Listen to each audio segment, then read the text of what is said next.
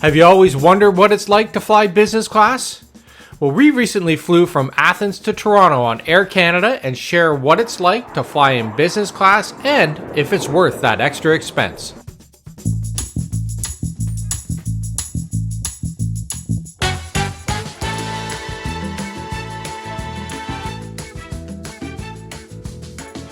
Welcome to the Air Canada 777-300 aircraft. This is business class.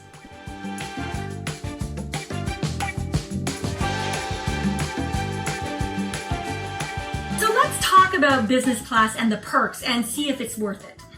So business class itself is obviously a lot more expensive. I would say up to 3 times more expensive than premium economy, just as a baseline. So are the perks that you get with business class worth it? And that's what we're going to look at today. So let's first talk about pre-boarding before you get on the airplane. So when you purchase a business class ticket, you get Star Alliance lounge access or Maple Leaf lounge access. You also get priority security. So you get to have everybody in the security line. You're also going to get priority boarding, so you will get on before everybody else in Zone 1. In Air Canada, they board by zones, and Zone 1 is the first one to get on, so you'll be on before everybody else. You actually get extra baggage with your business class ticket as well as priority baggage. So there's quite a few perks before you even get on the airplane with a business class ticket. All right, so let's talk about on the plane. I just love flying business class. I feel like my vacation has started before I've even left the tarmac. It's such a wonderful experience when you come walking on. All of the flight attendants are so friendly and happy to see you. You sit in your very front on your pod with your own little, you feel like you're going to be taking off to the moon. It is really exciting when you get in there. On the long haul flights, you do have a pod, so it's not like the regional flights where they're just bigger seats. So you actually have your own area, I would say. It's not completely separate, but it's your own little cocoon that you're in. When you sit down, you've got a nice fluffy pillow that's provided to you. A mattress cover that goes over your seat, so when you go to sleep at night or when you're resting, you've got something over it, as well as a duvet. So everything to make your sleep the utmost comfortable when you're in the air. All right, and we have our little toiletry kit here. All right, let's take a look inside. We've got an eye mask, earplugs, socks, hand cream, dental kit, and an eyeglass cleaner.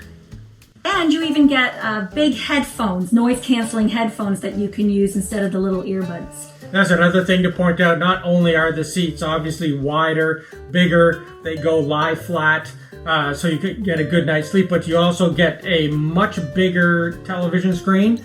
So your own private screen, you're not squinting to find anything. It's all touch controlled and it's quite large. So that's another great thing. And also when you get on, you get champagne or whatever you want to drink. There's that personal service when they come around to make sure that you're super comfortable.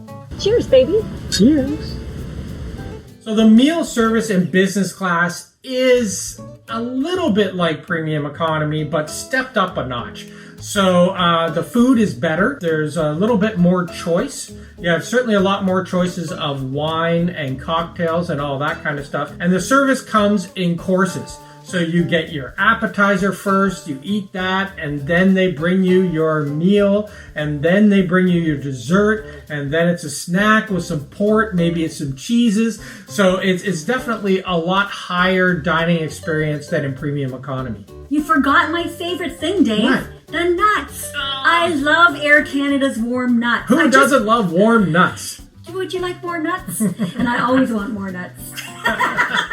Who doesn't love warm nuts, right? I think this is becoming a whole different What kind of video is it? Another thing to note at the beginning as well is they do give you a hot towel. So they bring around a hot towel, which I use to obviously wipe off my hands and my face and then wipe down all the surfaces just because that's me. But yeah, it's nice to have that hot towel when you get on. I did miss that during the pandemic when we didn't get that. So it's happy to see that's back.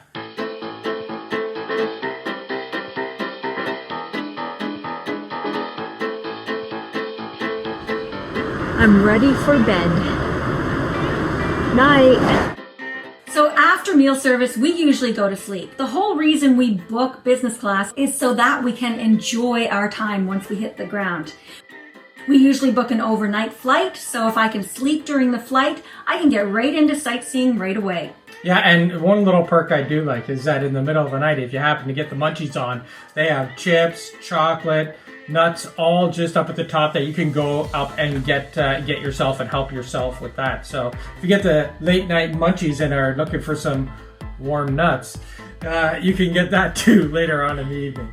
So obviously you've had a great flight. You're very well rested in business class. You're first off the plane. You have the priority baggage so you can just get straight to your destination. You don't have to worry about waiting too long, and you're not in line with everybody else.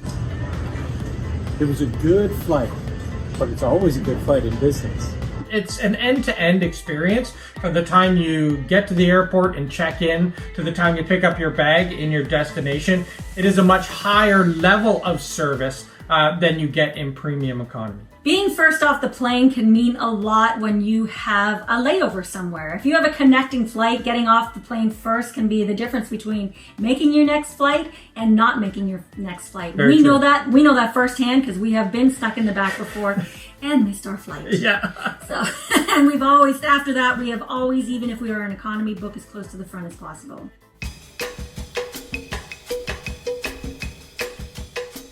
A lot of people ask Dave and I, how do you get to fly business class so often? Well, the reason is we fly a lot. So we have a lot of points, we have a lot of things called E-credits, and we are Star Alliance Gold. With 50,000, we have 60 E-upgrades. So whenever we buy a flight, we make sure that we get a flexible ticket. If it's an economy or premium economy, we make sure we get flex fare, that we pay the price point. That allows us to get upgraded. Yeah, it is. I think with Air Canada, it's quite confusing with the E-credits and the fare classes, because if you take a basic fare, then you are not eligible for upgrade to anything. That includes premium economy or business class. But if you jump up to the flex fare, then you are, or their latitude fare as well, then you're eligible for those. And they're different than any other airline program in the sense that they do use these E-credits instead of points. And most often, those E-credits now are paired with a fee.